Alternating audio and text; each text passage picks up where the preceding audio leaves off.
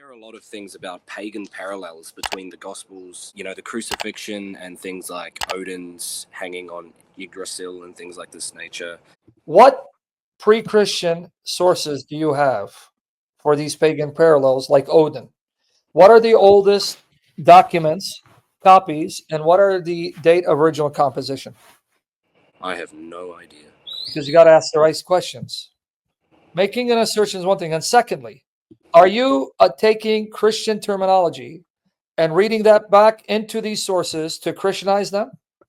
Meaning, I'll take a word such as crucify, and then I'll use that term to explain what this document says about one of their warriors. And in reality, when I look at it, it has nothing to do with a crucifixion. Or I'll speak about, see, even such and such was born of a virgin. But then I go look at it and say that that virgin had sex with the god and got pregnant by the god, which is nothing at all, no parallel at all to Jesus being born of a virgin without sexual intercourse. Right?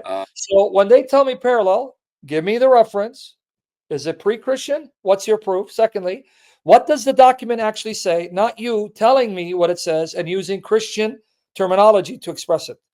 Right. So have you personally looked at like the texts that have Odin in it? I'm not sure No, what the name. this is the first time that someone appeals to Norse religion, which is in Europe, to tell me that there's a parallel to Christianity. And how does a European religion impact what some Galilean Jews in first century Galilee, right? How does that impact them? You mean you're telling me they went to Europe and got some fables of Odin and brought it back to Galilee? Really? Yeah, it was probably the other way around, right? Precisely. As Christianity spreads, what the pagans do, they now take Christian terminology and the stories of Christians and repackage their pagan gods to mimic Jesus. It's the other way around. Right. And another argument I hear is that Yahweh was apparently a pagan storm god, and then he was adopted as a Jewish god, apparently. Okay, so instead of assuming, let's say if they're right, that Yahweh was known to the other peoples and cultures. Why? Because if I take the Genesis account seriously, all these nations sprung from whom after the flood? Noah and his family.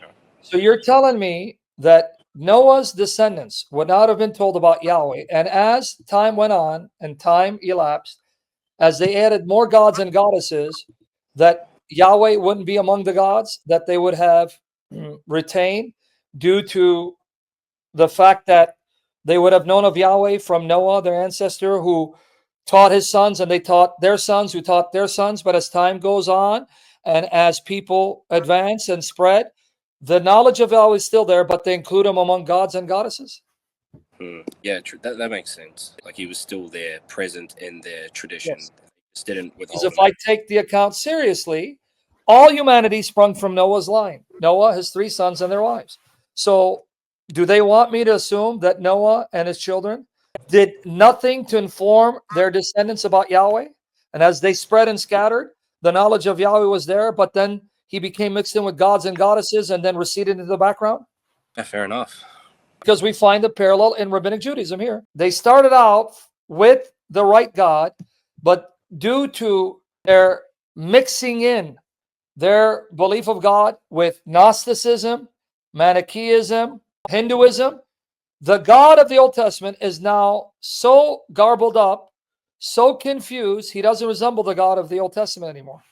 Yeah, so it wouldn't be the same Yahweh of the Old So Testament. why would it be shocking something happened early on where the people who had knowledge of Yahweh retained the knowledge, but as they adopted more gods and goddesses, mixed all these gods and goddesses of Yahweh, so that the true God, his true nature, gets confused and lost in the mix, just like we find in Rabbinic Judaism.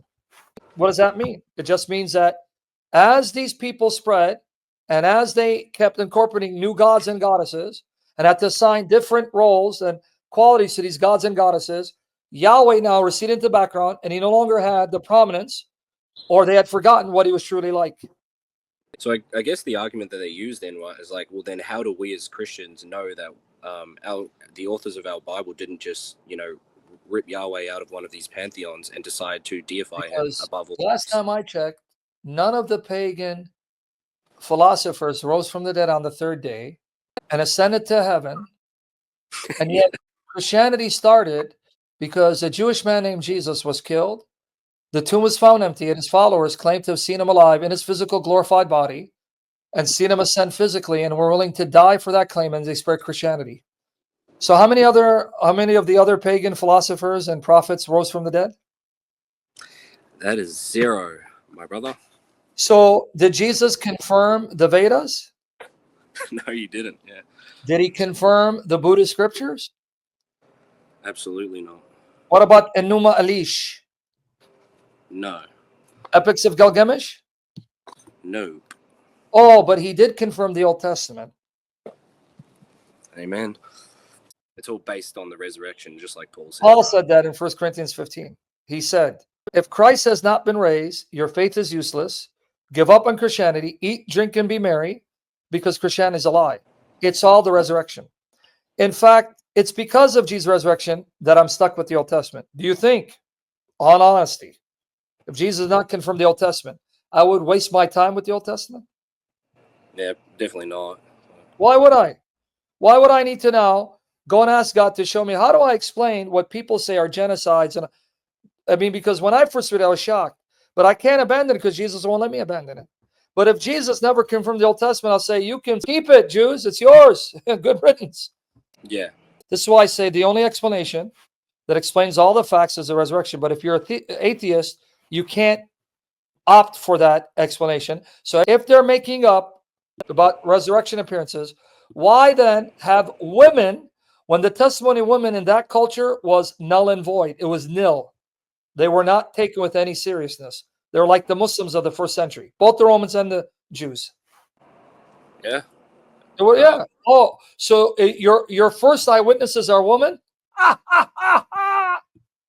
Right? Then we got another problem. When Matthew is writing this, tell me how did he get away with this? Matthew 28, 11 and 15. Watch it. Now, while they're on their way, behold, some of the guard came into the city and reported to the chief priests all that happened. And when they had assembled with the elders and took counsel together, they gave a large sum of money to the soldiers and said, you are to say, his disciples came by night and stole him away while we were asleep. Now watch what he says. And if this is heard before the government, we will win him over and keep you out of trouble. Why? Because if a soldier failed at his post, he was killed. You me there? Wow. So they're saying, don't worry about it. We'll appease the governor, telling him you didn't fail at your post, at your job. And they took the money and did as they had been instructed. Now, here's the key. And this story was widely spread among the Jews to this day. How could Matthew get away with a lie? Because he's saying this story is still circulating at the time of my writing. Because they're admitting the body's gone and the tomb is empty. That's why they're saying, the reason why the body's gone, they stole the body. Meaning, the body's gone, the tomb is empty. If the body was still in the tomb, why then spread the lie that the disciples stole the body? Because there was no body and the tomb was empty. So they have to explain it away. Yeah, exactly. But if Matthew's lying about this tradition, how does he say, this is what you're going to hear till this day at the time of my writing? How did he get away with that? Because what he was saying was true. Like you got it. All right, now, but let's take it a step further. My question is, if they say, well, the apostles stole the body while we're asleep, they're asleep. How do they know who stole the body? Yeah, right. How do you know who stole the body? You were asleep. They don't. But that's what they were circulating. And if Matthew's lying about it, he wouldn't have gotten away with it, right? I'll say, wait, what are you talking about? We're the Jews. What story? What are you talking about, Matthew? What Jews? We're Jews. Did you hear that story? No. Did you hear that story? No. You guys are a joke. And yet Christianity spread among the Jews first, and thousands of Jews converted. Which leads me to the final line of evidence. Okay, watch here. 1 Corinthians 15, 5-6. And that he appeared to Cephas, then to the 12. After that, he appeared to more than 500 brothers at one time. Most of them remain until now, but some have fallen asleep. Okay, now notice what he just said. There are still nearly 500 people who are still alive at the time of my writing that saw Jesus alive after he was killed. If Paul is lying, he didn't say, oh, there were 500, they're all gone. No, there still, most of them are alive. He says more than 500, most of, meaning we still have 500 still alive at this time who saw Jesus alive after he's killed and are willing to die for it. And one of them is Cephas. How did he get away with this if he's lying? Because he ain't. So what's the point? The point is, why do I accept the Old Testament? Because Jesus has been raised.